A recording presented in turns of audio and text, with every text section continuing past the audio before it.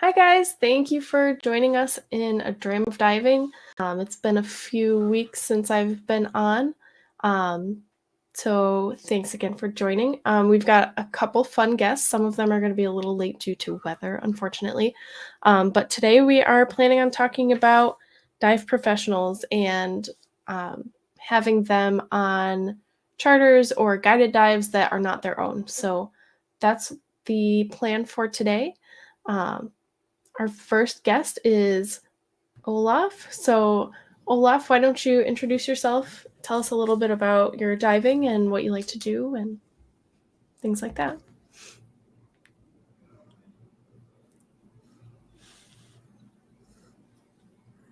Can you hear me? Yeah, that's a little echo. So, my name is Olaf. Hello, everyone.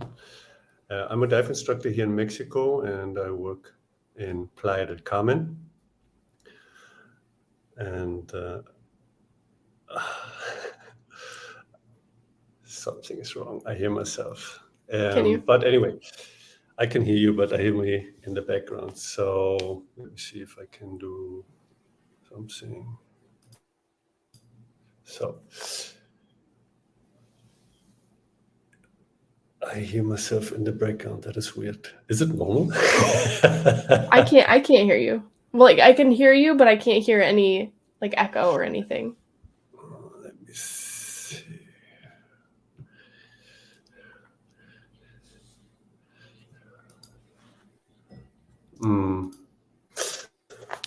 Well, so I'm here in Mexico, and what I do is basically I do the excursion here, I do the cenotes, the cavern diving, and I take people to Cozumel.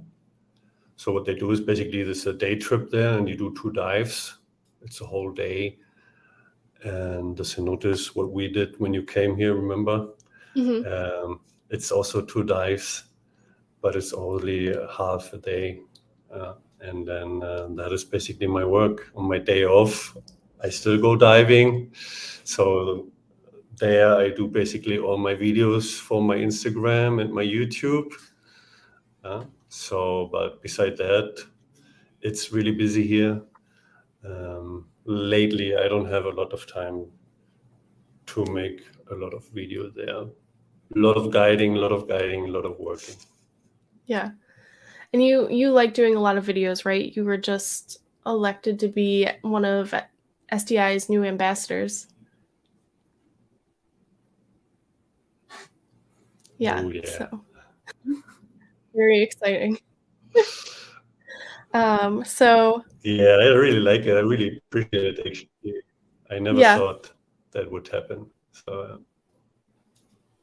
that's cool. Yeah. SDI. So yeah, and so Olaf, you make really cool videos, so people should definitely check them out. Thank you. What are you drinking tonight? People usually ask, so What do you say? I said, what are you drinking tonight? People usually ask, so Well, I don't drink alcohol. Like, as a role model, what we are as a dive instructor, right? We don't drink alcohol. We don't drink So I alcohol would before a drink dive. Sprite. Sprite. Okay. I don't drink. I don't dive. I don't drink. I don't smoke. So Okay. Okay. for me, Sprite. Well, we can say Sprite. it's vodka. That's fine. You can say whatever you want. Today I've got, oh boy, what was it? It's Aberfeldy. It's Highland single malt Scotch whiskey. So it's pretty good. Never had it before. We are trying to add on one other person.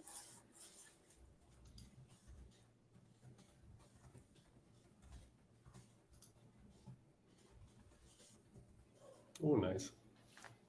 So, we are going to start with basic questions. So are you, Olaf, are you an instructor for cavern diving or No. no? So you I'm a full cave diver, but I'm not an instructor yet, because Okay. usually an instructor takes a little bit more time. You need to assist a few cave courses, and at the moment, I don't really have the time to do that. Yeah.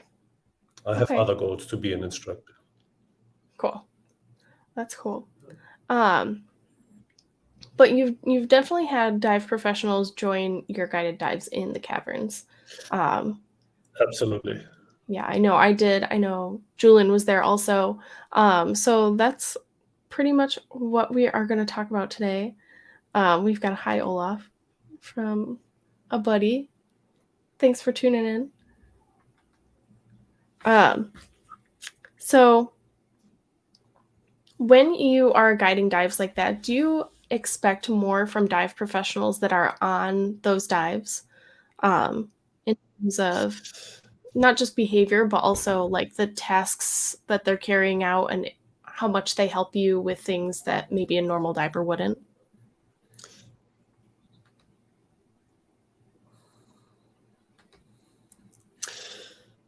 So for me, in cavern diving, for me personally, and I think most of my colleagues in cavern diving, or when we guide caverns, we don't really like if they interfere when there are some problems, because Okay. it is not open water and there is some different rules as well. So if there's any problem, sometimes you stress that person even more. Yeah. If somebody else interferes, then the guide or the cavern guide. So Mm-hmm. in the caverns, I prefer no help, because I know what to do and I can read the people or the person. In the ocean, I don't really care. If people want to help, they can help. If there's somebody and I go close, that's what I do. For an example, somebody helps somebody, I go close and check. If there's something wrong, then I interfere and correct the things. But in the cavern, so if I guide in the cavern, no help, please.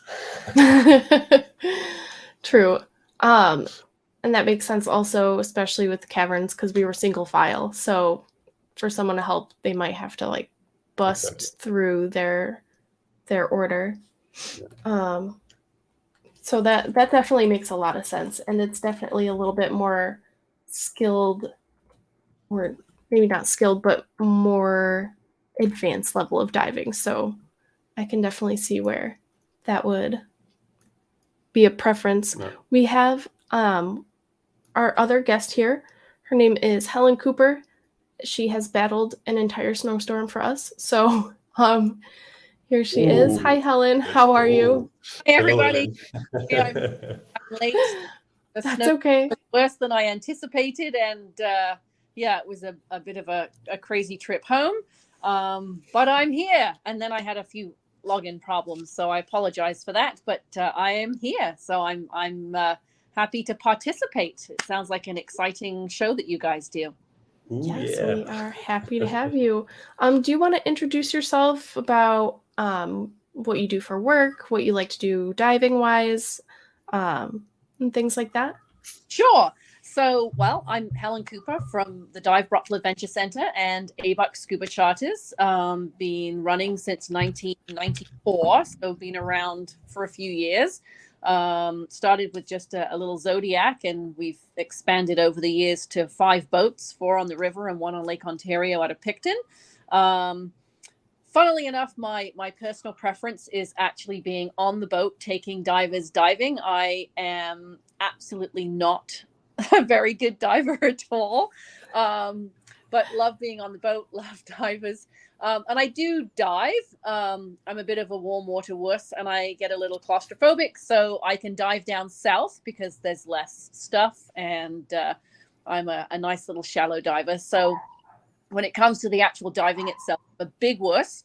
So I apologize for that.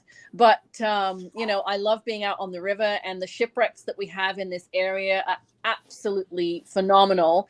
And, you know, I just love seeing new divers come to this area in particular, and they come up from their first dive, and just seeing that look on their face that they've seen something that they haven't seen before. I thrive on that. So that's one of the things I love doing. We do lots of things with the adventure center side as well. We do a lot of kayak, canoe, bicycle rentals, that kind of a thing. We do water taxis over to the islands for the non-divers. We obviously do scuba diving training as well. We work with Save Ontario Shipwrecks, and we help maintain the moorings, both on the river and the new moorings that we're working on. Lake Ontario out of Picton, I've actually fired up the SOS Picton chapter, and we've done some fundraising. The best fundraiser to date was me going diving in the lake. So people actually paid to see me go dive on a shipwreck, which is kind of fun. So I want to do that. So that was quite fun. Yeah, so SOS Picton is my latest baby, and I'm the vice president of SOS Thousand Islands. So we're very active there. We've got a wonderful underwater scuba park with over 40 life-size statues now that we've put in over the years. And that is an amazing place for new divers to go, but also divers that are checking out new equipment, and for existing divers too, just to have a fun, easy dive. Maximum depth is about 35 feet. Visibility varies, but it's a nice little place to go for training as well, because it's a nice little pocket. So it's considered pool-like environment. So there's virtually no current, and the water gets really warm in there too. So that's, yeah, pretty much what we do. A little bit of everything, really.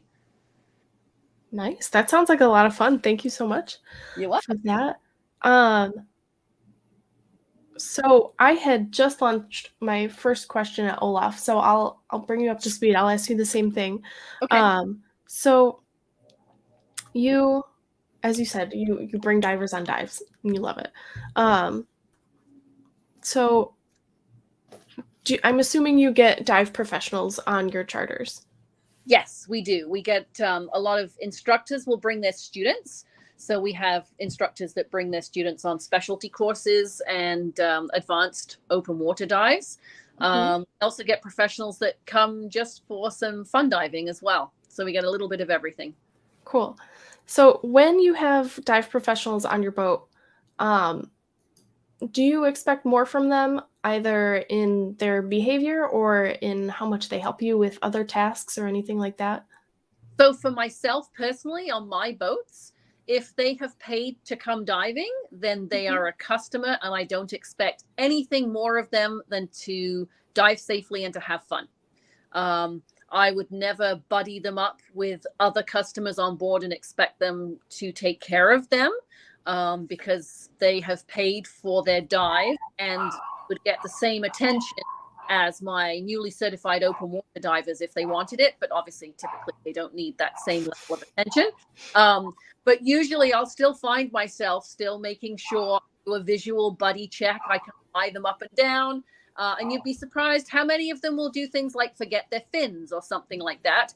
And I will pretty much always check that tank is on all the way, no matter what the certification level. However, I draw the line at what I call a tech diver, right from those who dive doubles. So as soon as they're in a set of doubles, I won't touch anything, including their tanks, because everything that they have is there in a certain way for a reason. So if I open a tank, maybe they didn't want that tank open. So we will only physically touch and help anybody in a single tank. And that's obviously excluding the side mounters, because they have 2 single tanks. I consider that kind of doubles. So we're very careful that when it comes to the tech divers, that we don't touch their equipment. If we see something that may be, like a crotch strap that isn't done up, or a dangly that we don't think should be a dangly, then I will verbally mention it to them. But I would also not expect them to take care of anybody else on the boat. That's sort of I'm the captain / dive master. That's up to me to take care of. However, we do have sometimes dive masters on board that just love their job as a dive master so much that they kind of take the other newer divers under their wing, and they just enjoy sharing their passion for the sport. So if they choose to do that and they choose to lead the dive for these newer divers, then that's amazing. That's great. And that's, on totally up to them. It has to be their decision to do that. And I think it's lovely to see, because, newer divers very often are nervous, or they're not sure what they're going to see. And if they've got somebody who's done this wreck before and says, oh, follow me, I'll show you everything that you need to see, then it just kind of gives them a sense of security. But also it's kind of nice to have somebody show you around when you've never been somewhere before, right? So, it's nice, but not expected, I think, is sort of where I'm at with that. Does that make sense? Yeah, definitely. I think you and Olaf are on similar pages with that. So have you ever had a dive professional overstep in any way? Maybe trying to be helpful, obviously, and just not reaching that goal of being helpful. Has that ever happened to you guys? Yes. Yeah. Do you want to share any stories? Yes, I suppose so. Without saying too much, there are certain divers that believe that their way is the only way and the safest way to dive, and that the light should be here, and the, octo should be here, and this should be there. And they insinuate to newer divers that, if they don't do it properly, they will die. And who on earth taught them to do it that way? So we have to kind of step in. It's very awkward sometimes, but, we have to kind of step in and either reassure the newer divers that it's okay. What they were taught is not totally unsafe. It's just that this particular diver, believes in a certain specific way. So it's a little bit tough. And I think it comes from a good place in that they want to share their knowledge. But sometimes it's not the best way to encourage newer divers, because they end up being scared that now everything is just wrong. So if they jump in, they're just not confident anymore. So it can actually be detrimental.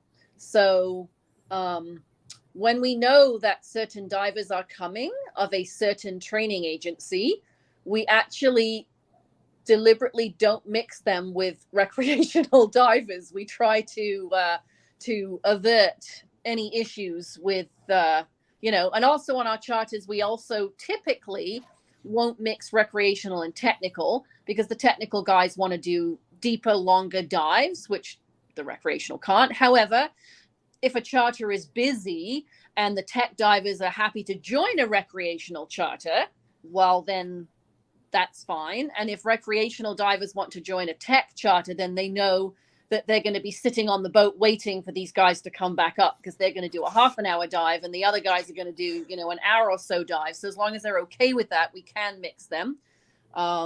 So that's kind of how we get around the over helpful.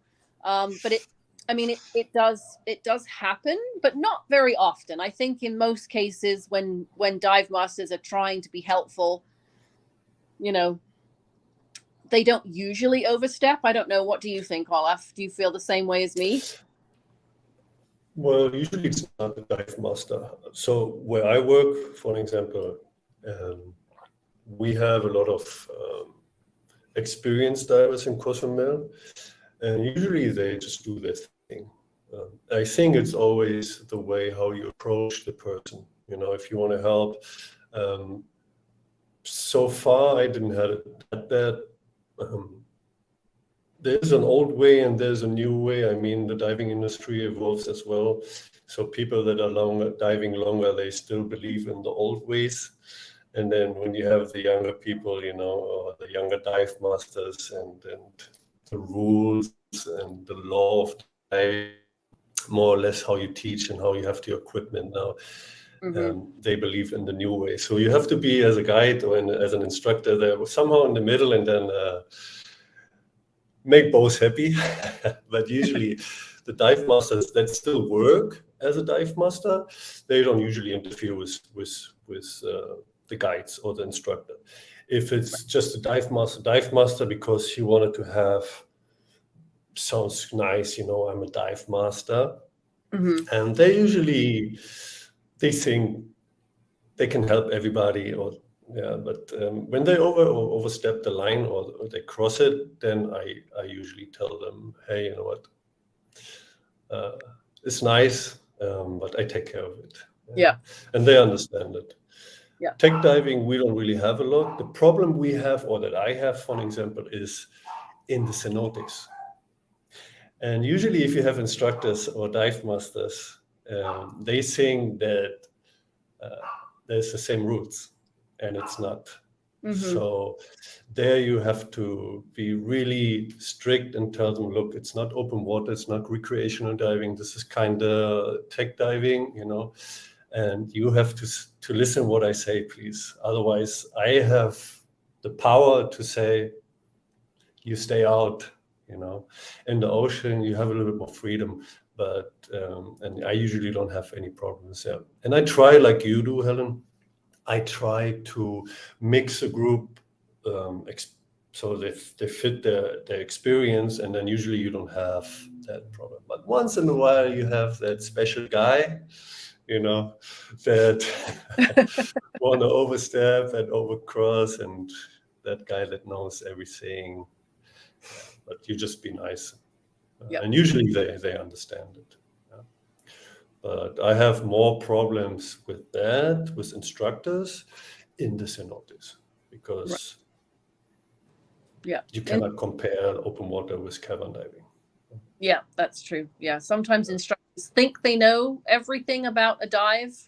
Yes. And if it's new to them, if they haven't dove in that particular situation. So for me, shipwrecks, current, sometimes they don't listen to us, and you have to kind of step up and say, listen, I realize you're an instructor, but you need to listen to what we have to say to keep you safe, because it's our job to keep them safe no matter what. And there's a lot of people, especially in Cozumel, we have a lot of current. There's a lot of people that have no experience in currents, and even people that think they have experience. Here we have sometimes really bad current, and they struggle a lot. So that's another thing. I don't know how the current is where you dive. Maybe I come and visit you and you show me some wrecks, and we will see. But in Cozumel, sometimes you have crazy currents. Yes. Yeah, we've got a couple of wrecks with a good smoking current on a regular basis. It depends for us. It depends on what they do downriver with the locks. So if they open up the locks, the current is increased. And if the locks are closed, the current is decreased. But we still have a couple of wrecks that no matter what, they've got a good strong current, like, probably 4 knots. Turn sideways on a good current day, and your mast will be like, wagging in the wind, so to speak. So it can be, and that's a situation where we get as well, people want to dive the Daria, which is one of our wrecks that has a very strong current. And if they haven't dove in the river before, we will suggest that they maybe not do that as the first dive, that they should do something like the Gaskin and the Lily. They're only about 60 feet, but it will acquaint them with the current and the river. And there are some divers that are usually an instructor or a dive master that are offended that I don't think that they are capable of diving a 90-foot wreck in a strong current. And it's like, but why not start with something just to, get your feet wet, so to speak, because it is a strong current. And we've had people in the past, years ago, that we allowed to go on the wreck, and, they came up and they had a bad experience. So we want to make sure that doesn't happen, so you've got to learn from, past experiences. And even instructors will come up, and some instructors find that it's too strong a current. They come up going, oh my God, I will never do that one again. That was crazy, and then there are other people that are, fairly newly certified. They've got just enough dives under their belt for us to say, okay, you can do this wreck. You've dove all the other wrecks. And they come up and it might be their, 25th dive, and they had a blast and they thought it was amazing. So everybody's a little bit different. So sometimes it's not the certification level. Sometimes it's the type of person you are as well. And that is another thing. I mean, for us, I work every day on a daily basis with different people. And I have people that have a lot of dives, for example, like 2,000 dives, 3,000 dives. And you think, oh my God, you know, and then you have people that have only 5 or 10 dives and you think, holy cow, he's good, you know, Yeah. like, so I think the experience doesn't even tell you if there's somebody that tells you, oh, I have 2,000 dives, why can't I dive? I always come with, say, you know what, safety first, you know, you don't know that area, just check it out and see, and you do the second dive, you know, you don't lose anything, you know, like, and usually it always depends how you approach the person. Yeah, I agree. Yeah, that sounds very practical. Anthony had a comment. He said, is it safe to say that a dive professional on holiday and not working should step back, and if they see something that they may question, should bring it up privately with the dive master of that trip? What do you guys think about that? I would say absolutely. That would be the professional way to do it. But again, it comes down to being helpful. So it depends what it is. I'm trying to think of an example. I don't know, if they see something that isn't clipped off like a light or a camera and there's a concern that it might get lost because it's a strong current, then that would be a helpful thing. I'm not sure if it would be something like maybe they see somebody getting their equipment ready and we're going to dive on the Daria, which is, 90-foot overhead environment in a strong current. And in their opinion, chatting with this, diver, they feel that they shouldn't be doing that kind of dive based on something that the diver has said. Then yes, the thing to do would be to come to myself as the dive master or the captain of the boat and just say, listen, this has just come to my attention, and I think you should be aware of the fact that this guy has only done 20 dives and he's doing this dive. Are you sure that it's safe for him? And then for me, I would then be able to handle it. I would either say, oh gosh, well, you know what? I wasn't aware that it was only 25 dives. So let me talk to him and get some more information. And I actually have an example of that. It happened on my boat in Picton. We had buddied 2 single divers up, and one of the divers came to me and said, Helen, can I have a chat with you? And I said, certainly. And I was driving the boat. We were heading out to the first dive site. And he told me that the diver that he buddied up with had said that he had dove the Picton wrecks before, but yet he'd never dove deeper than, I think, 60 feet. And all the wrecks we were doing that day were 100, 110 feet. And so he was concerned. He was diving doubles. This guy was diving a single tank. And he's like, I don't know that this guy should even be doing these wrecks today. And so I said, thank you. And I then called that other diver over, and I just started chatting with him and saying, so you told us that you dove the Picton wrecks before. How many times have you been out with us? He says, oh, well, just the once. And we dove the Florence and we dove the Annie Falconer.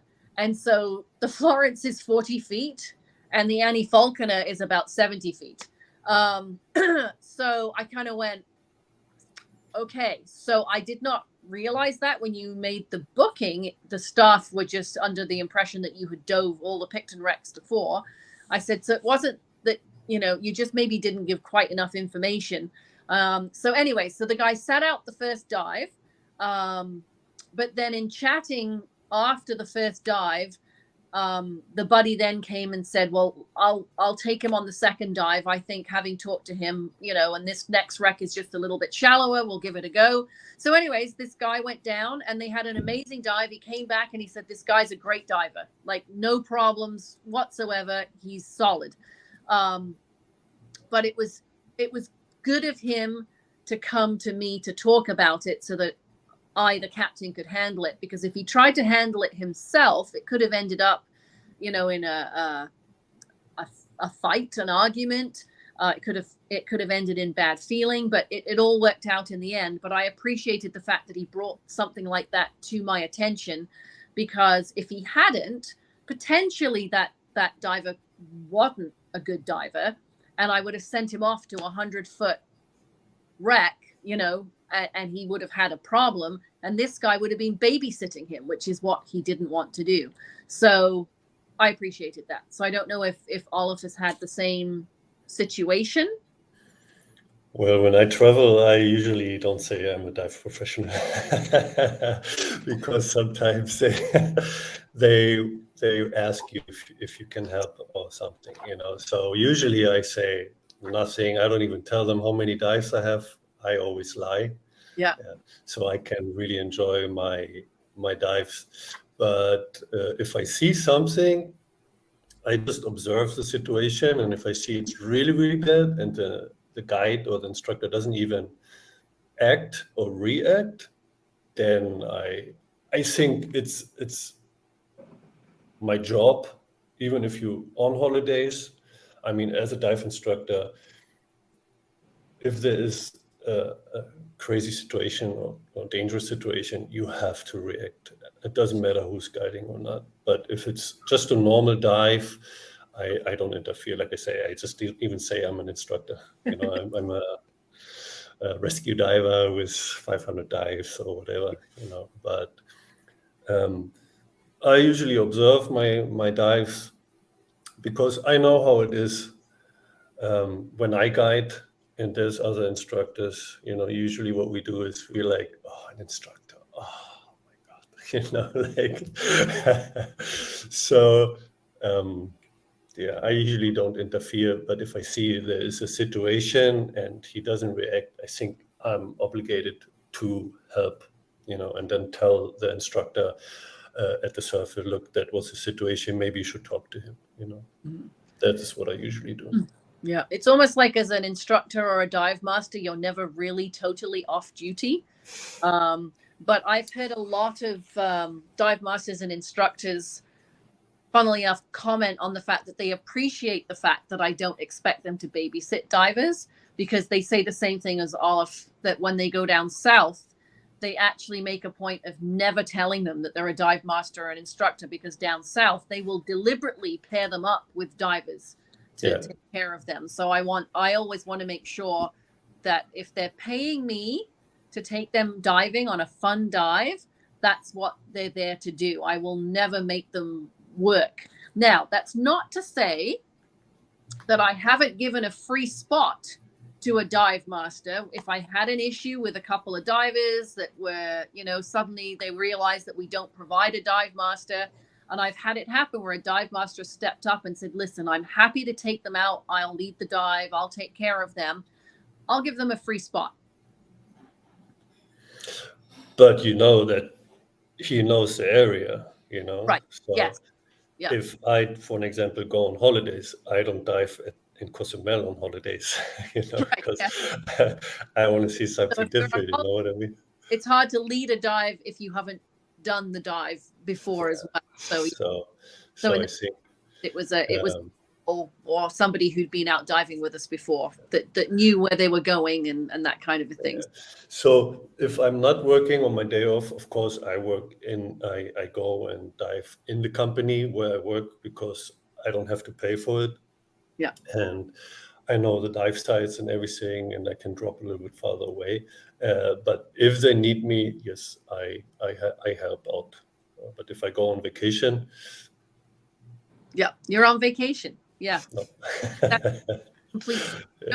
Babysitting other divers when you're supposed to be having fun and on vacation, right? So you always babysit, even if you're not working. You observe. That is automatically. You can do whatever you want. If you, I am so long in that dive companies and environment. You always observe and check and see how the other guy, what is he doing? Why is he doing that? You always observe the guides, even if you don't want to. That's true. Yeah. So that was a really good segue into what my next question was anyways, which is about dive professionals not disclosing their number of dives or their highest certification level when they go on a fun dive, which can be rare. So Do you guys think that that's only so they don't get stuck babysitting, or do you think that's the main reason that you've heard from people is they don't like to tell so that they don't have to do more work or get paired with someone who's less certified than them? Yeah. Yeah. Yeah. So, I think that sums it up completely. Very, Yeah. yeah. I don't I know. mean, if, What other reason would there be, Olaf, for somebody to not disclose? no other reason. I don't think there is another reason to not say, unless they're, so humble that they don't want to let people know that they're a dive master or an instructor. But I don't think that would be a thing. Well, here, if I go on my day offs, for example, and I go with another company, almost everybody knows each other here. So Yeah. it's hard to hide, So for me, especially because I'm so tall. so if I can get, for example, if I dive with another company and not with Dressel as an example, and I can get a free dive and I take just one or two people with me, I do it, of course. If Yeah. they have a lot of experience, then it's okay. But on vacation, I usually don't. Yeah. I usually don't do it. Fair. I've had people say that they do and they don't for different reasons, but yeah, the main reason I hear is that they don't want to be paired with a diver that's not as well versed in diving as they are. Do you guys think it's a liability to have dive professionals on your dive or charter trying to help, whether it's advice or physically intervening with something? Do you think, is that a liability? It depends. Like I said before, some try to interact and help really quick.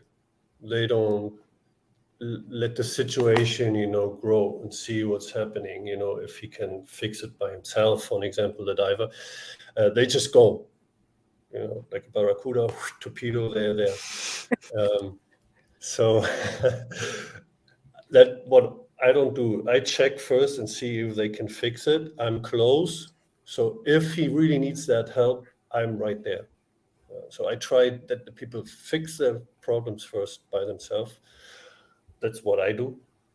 But what I have seen when I guide, that is sometimes those dive professionals are right there. Boom.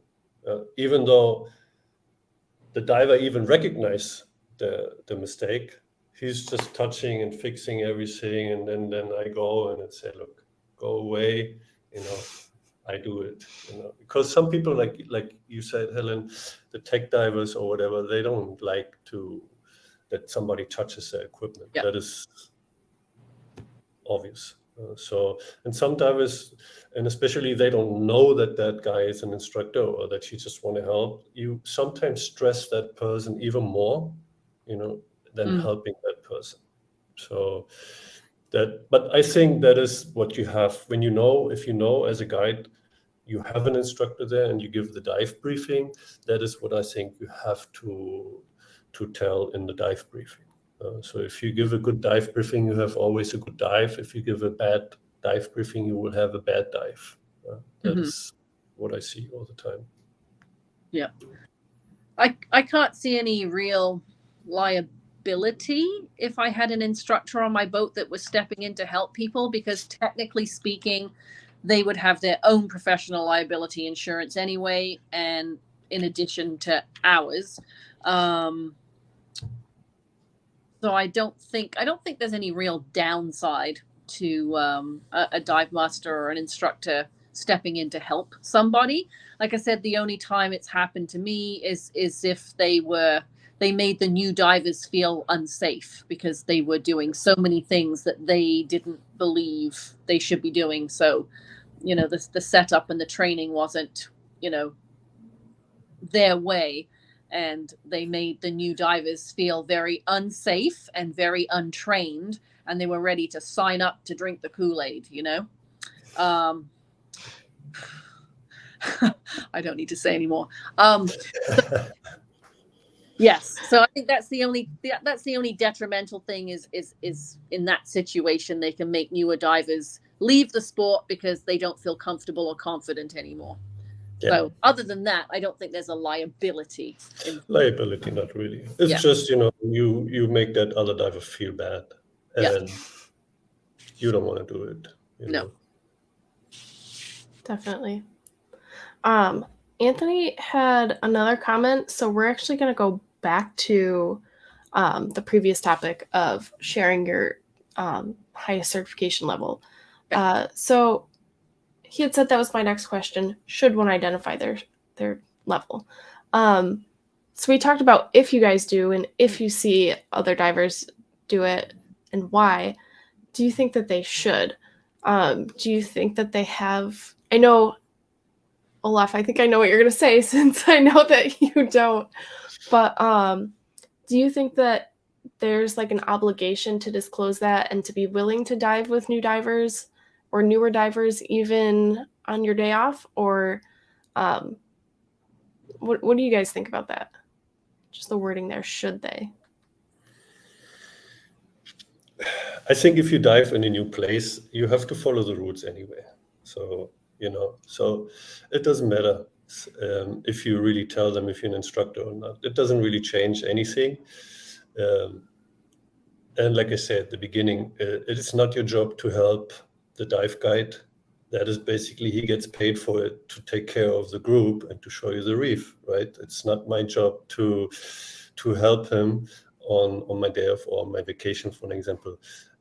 But like I say, if there's something that is really, really, really, really bad, then you have, as an instructor, you have to go and help, or just tip the instructor, or let them know, hey, look, check this diver there, So it always depends, but I don't think it is necessary to tell everyone, hey, I'm an instructor, I have 10,000 more dives, and I know how it is when somebody comes in my dive group, and and I'm just thinking like, oh, okay, there he is, so let's see what's going on, so. But I don't think you have to tell everybody you're an instructor. If you see everything is fine and the dives are good, then you can talk to the dive guide anyway. If I'm on vacation, there's nothing else to do, you sit all together, and then it comes out anyway, and then say, oh, you're an instructor? Oh, yeah. But and then you could say, I'm also an ambassador. Yeah, SDI. I need an SDI ring, actually. I need the ring to rule them all. Oh my God. So anyway, it comes out. It depends, I think, but you don't have to tell everybody, hey, you're an instructor. I don't think so. Yeah, if you work, if you work at the same location, usually everybody knows you. You cannot tell them, hey, I'm a open water advanced or whatever, with 500 dives.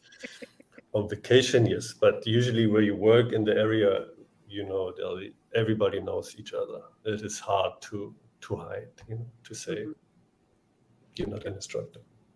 Yeah, I agree with everything Olaf has said. He summed it up very well.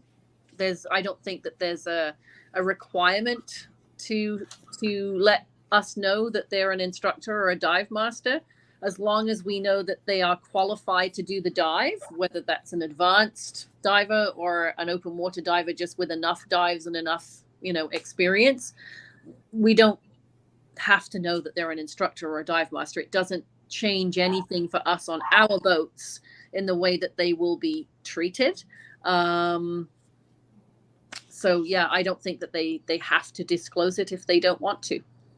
No, everybody gets treated well. So even if you're an instructor and you tell you're an instructor, that doesn't mean you get a better treatment. Everybody gets treated the same, It's like, but like I said before, like if you're in that area, even though you dive there a couple of times a year or whatever, you are not working. Yeah, the guide is working. You have to follow the rules. I follow the rules all the time. Yeah. if I'm not okay with that, I go to the guide and say, hey, is it maybe possible that I maybe stay a little bit farther in the back, but not too far or whatever, and then he tells you yes or no. So I think it always depends. But if you're not working in that place, you follow the rules of the guide or of the instructor. There's no other thing to say. That is because Actually, if not, you raised a valid point there, in that if they come to me and say, hey, we're a couple of instructors, is it okay if we stay down, an extra half an hour? Like you said, they have to follow the rules. So if it's a recreational charter, chances are it's going to be a no, because it's based on recreational timing. And if I let them take an extra half an hour, that's going to mean that the rest of my clients on the boat are hanging around, twiddling their thumbs, getting potentially cold. So I'll say no. However, if they bring it to my attention, like rebreather divers, for example, if they want to do a longer dive, then the deal is that as soon as we hit the dive site, they go in and they have to come up when the other divers come up. So they can be first in and last out, and that will get them a little longer dive. So I guess in that situation, if they mention it, if they're an instructor or a professional, then we can work with them to get a longer dive. But as Olaf says, they still have to follow the basic rules as everybody else. And that is sometimes the people don't understand it. And they say, oh, well, but I'm a dive master, I'm an instructor. I do, yeah, but you're not working here, my friend. Yeah. So, but like I said, it is always how you talk, how the conversation is, that's it. Yeah. Very much so. So have you guys ever had to kick a diver out, kick an instructor out, or a dive professional out for any reason, like for their conduct or for overstepping or anything like that? So far not. I was really close, but not even in the cenotes? In the cenotes, I was really close. Yes. What happened? It is usually the cameras. People have their cameras, and they say they have so many dives, and then it's just a mess. It is dangerous, and you have to make the decision, especially in the cenotes, if you take the camera away. And people sometimes don't agree with you. Fabian did the bicycle kick. I had to kick him out and cost him a Yeah. So that was one time, but usually you don't have any problems because people know they're in a different environment, they're in a different area. And diving has to be safe first, and then you can make the decision if you take the camera or not. But I was really, really close to cancel the dive for this guy. Were they just not paying attention, or was there buoyancy all over the place, or? They completely lost it. It was a grasshopper. It's up and down and kicking up the sand. And it is, in the cenote, like I said, it is different. You not only put yourself in danger, you put the whole group in danger. And you have to make a decision there as a guide if you take the camera away in the dive, and then sometimes the people don't understand it, and then you have to make the decision if you say you cancel the dive or not. Mm-hmm. Yeah. So in the ocean, usually I have no problems. It's usually the currents there, but the people can manage it. Yeah. Yeah. I think, remember when you went into cenotes with what was his name? He always did. I can't remember the name. That's okay. What did they do though? You don't need a name. Like he said, like, I cannot do the caverns. I always go wreck diving, but I cannot do the caverns. So it is something completely different, Mm-hmm. And he tried it twice and he couldn't do it, and he canceled the dive for himself.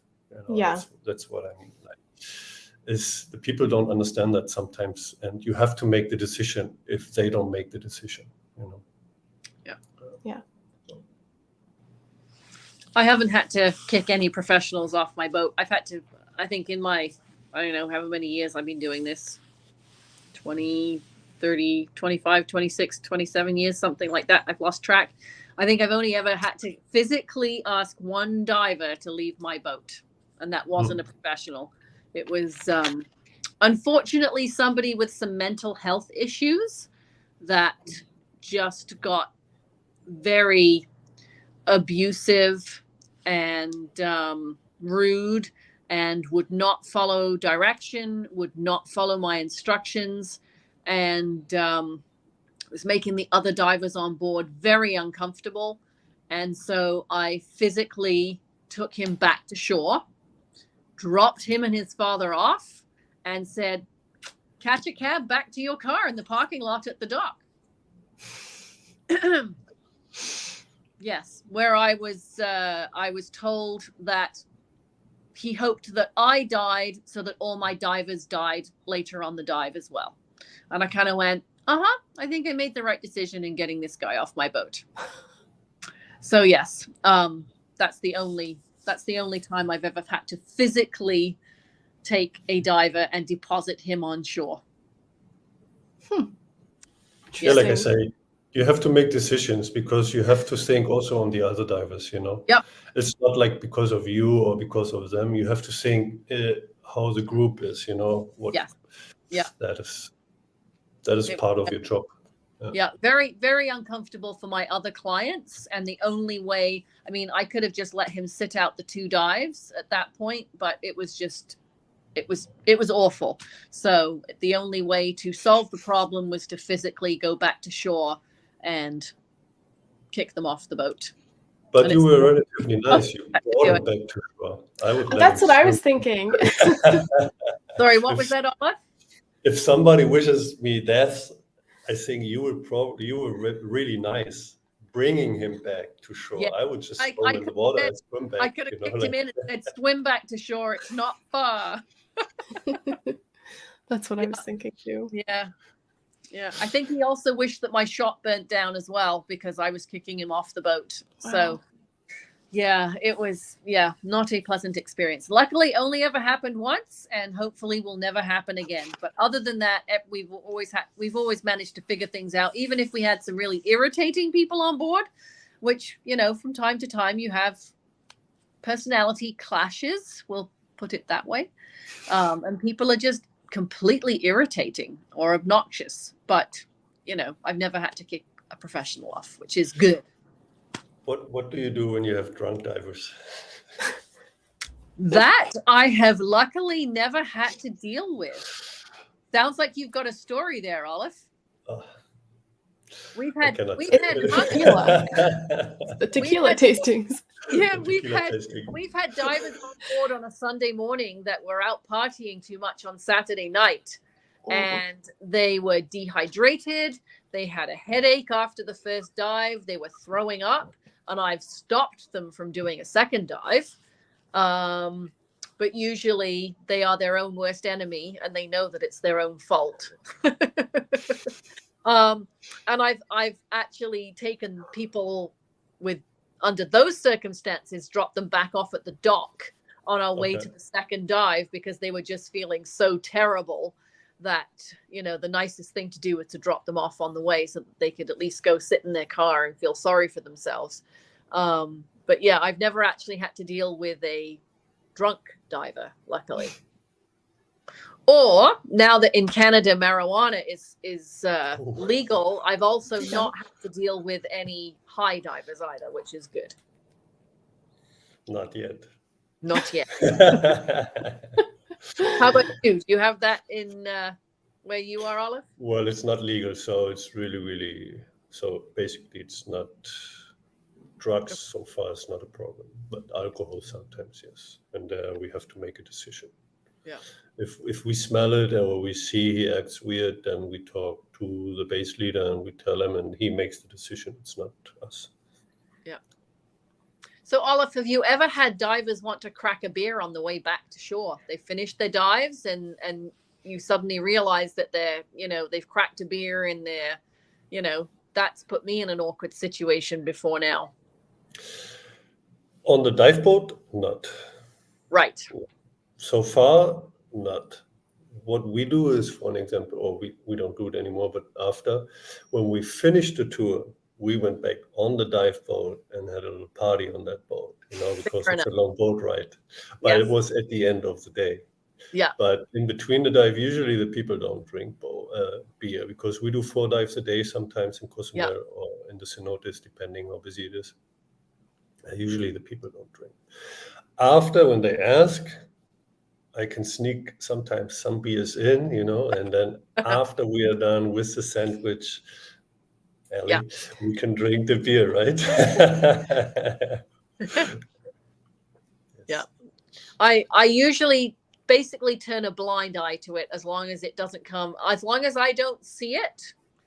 Because I think there are some rules in Canada anyway about having alcoholic beverages on board. Oh, okay. There has to be a bathroom. I think there has to be certain food facilities. And some of our dive boats have neither.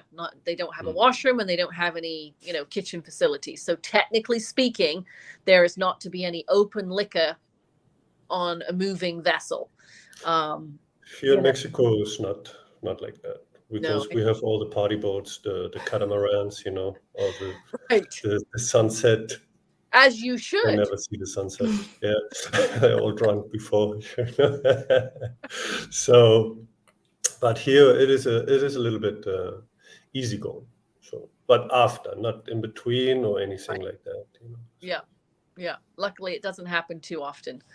So, and on the trip back to the dock at the end of the day, like I said, the odd time it's happened, I can turn a blind eye to it. As long as I don't see it and they keep it away from me, then, and a discreet about it. But it's a no if it's the same group, then it's okay. But if it's a mixture of people and they ask me, then the answer is no, because it's not appropriate. For the others, because then you could probably get in trouble and say, oh, they can do it, why we not like that? Exactly. So it's not condoned, that's for sure. Yeah. Interesting. We have one more question along the same lines, except a non-diving situation. As a charter captain like Helen, would you identify yourself as a licensed captain to the dive boat captain?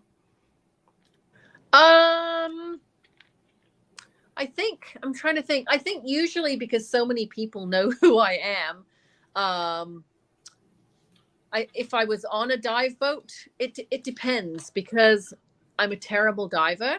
I usually don't want them to know that I run a dive operation.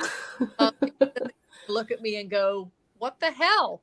As I'm I have to psych myself up to jump in, because I also don't dive very often.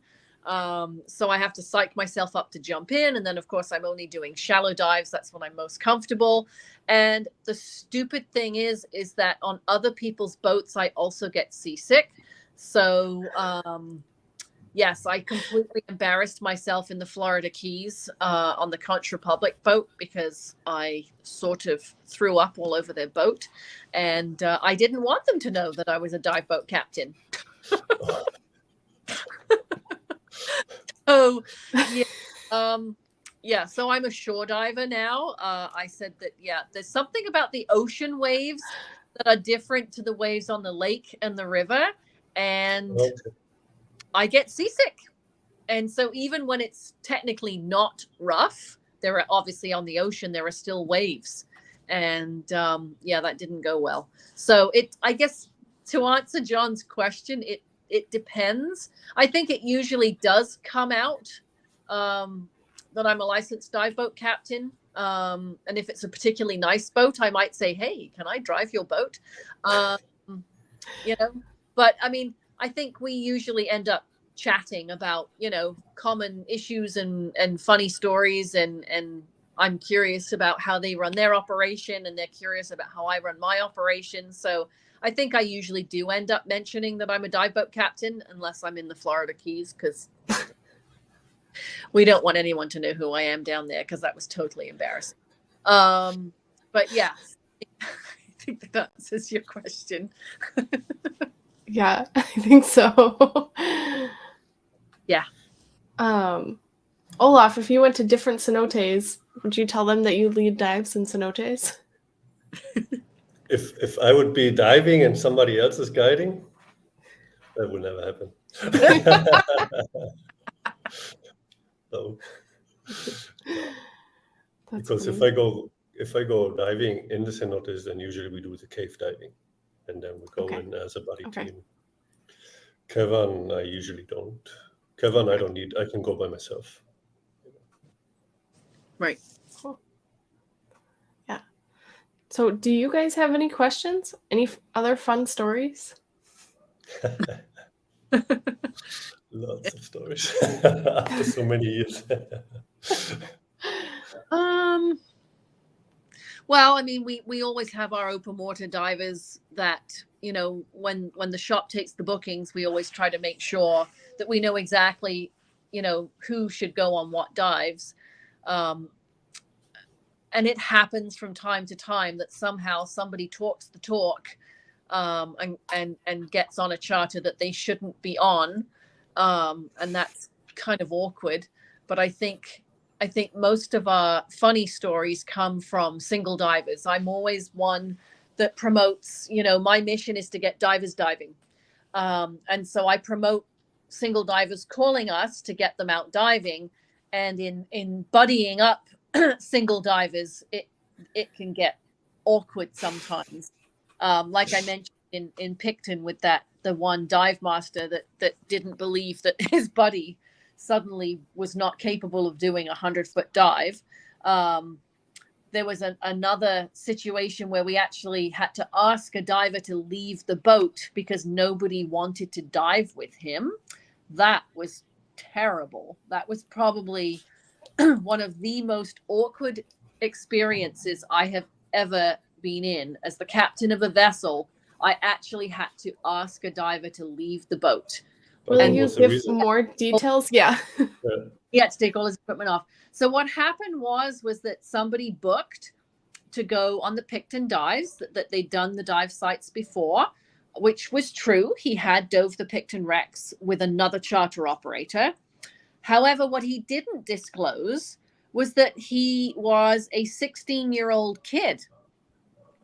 And so when we buddied him up, when he called the shop to book, we knew he was a single diver, and so we were just going to buddy him up. We talked to the group, and the group said, "Oh yeah, we're good with the single diver joining us. That's fine." But when push came to shove, all the divers on board the boat that day, and there were a couple of single divers and a couple of groups of two, everybody was diving doubles or side mount. So then there was this 16-year-old kid on a single 80. Nope. Nobody would dive with him. I had to talk to everybody, and they all said, "Helen, he's a 16-year-old kid on a single aluminum 80. Just no." So I actually had to apologize profusely, obviously, to his dad, because his dad had to then come back and pick him up, and we literally, very sadly, had to take all his gear off the boat.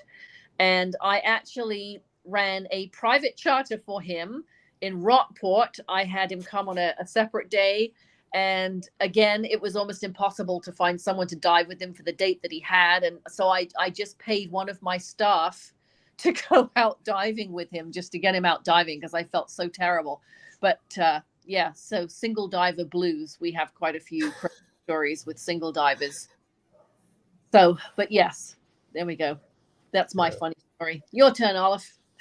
But this is what I like, you know, the dive industry, they always understand usually. And then it depends also, what do you do with the person, you know? And I think that was perfect for him. He's not mad. I think he was probably sad when you told him at the same night, and he felt probably, oh my God, this guy.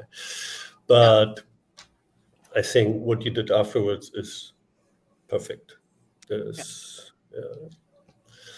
But usually, for me, it was the bad telling him to, sorry, but you've got to get off the boat. It was just horrible. I think the age doesn't really affect it, but that he's on a single tank and everybody else is on doubles or side mount. Yeah. Nobody. Yeah, I think I think it wasn't just the single tank thing. It was the fact that, they felt responsible for him, and Oh, yeah, maybe. they weren't dive masters, and so they felt that in order to take care of a 16-year-old, they felt that they should have a professional. They were just a diver. They weren't, so just nobody felt comfortable diving with him. So it was just, yeah. How deep was the dive? So most of the wrecks in Picton are around 100 feet. So the two dives that day, I think, were at 102 and 105 feet. And he had dove them before with the other charter operator who'd hooked him up. I guess his son, the charter operator's son was diving with him. So he had done the dives. But it comes down to, even if they were dive masters or instructors on board, if they're doing a fun dive, I can't make them dive with a single diver that they feel that they will have to babysit. Yeah. Nicole kind of voiced what Olaf was saying. Sounds like regardless of his age, the single aluminum 80 was really the issue. I'm guessing no one would dive with an adult with that setup either. I think it depends on the situation. I have had divers buddy up where one was in doubles and one was on a single 80, and they just have an agreement that if the guy on the single 80 is low on air, that they come back to the line and they will head up, and their buddy will watch them come up and then will continue with his dive, because a lot of the guys on doubles have got their solo diving certification as well. So or they'll go back and join up with the rest of the group. So I have had that work. But yes, as a single diver, I think that's probably the hardest thing for us as charter operators, is dealing with the single diver. Because at the end they always stay single. Even if you buddy them up, they don't really take care of the buddies. Yeah. That's what I see usually. Trios are the worst for that. If you've got a buddy pair and they agree to dive with the single diver,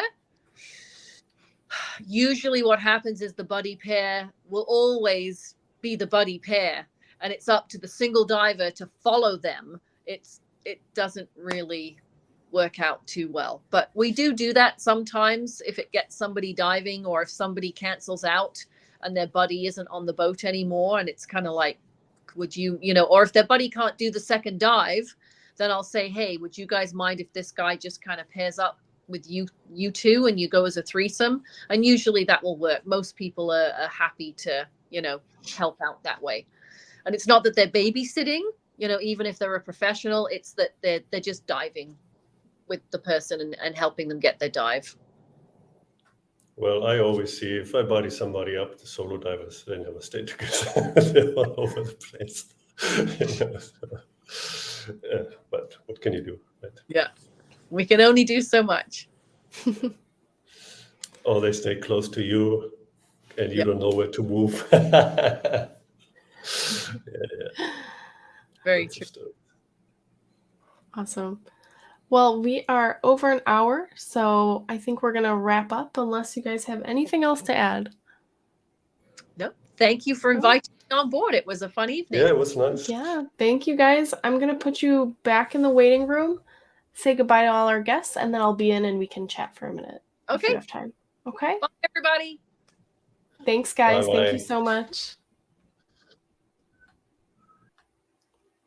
Alrighty. Thank you guys so much for joining in. This was a lot of fun. It was nice to have new, different guests. So that was really great. Thank you for listening. If you guys are on YouTube, you can hit the like and subscribe button in this general area. And I will see you guys next month. Thank you so much.